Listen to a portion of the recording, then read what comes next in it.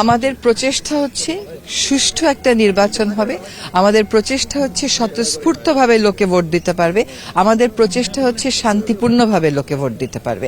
এখন এইটাকে ব্যাহত করার জন্য তো একটা শক্তি সমাজে কাজ করছে, সেই শক্তিটাকেও একই সাথে আমাদেরকে প্রতিহত করতে হচ্ছে এবং একই সাথে আমাদেরকে একটা প্রতিরোধ গড়ে তুলতে হচ্ছে। আমাদের প্রত্যাশার জায়গা থেকে আমরা বলে দিতে পারি যে আমরা শান্তিপূর্ণ, সুষ্ঠু, স্বতঃস্ফূর্ত একটা নির্বাচনের দিকে তাকাচ্ছি। অবশ্যই এটার বিপরীতে এখন দেখতে পাচ্ছি আরো বেশি প্রকট করে যে প্রতিপক্ষ যে আঘাতগুলো হানছে সেগুলো আসলে রক্তাক্ত একটা সংঘাতময়, সেটার জন্য আমাদেরকে এখন বাড়তি প্রস্তুতি নিতে হচ্ছে। কিন্তু কিন্তু একটা কথা বলার দরকার জনগণের উদ্দেশ্যে, যে আমাদেরকে জনগণকে ভীত করে ফেলার একটা প্রচেষ্টা চলছে।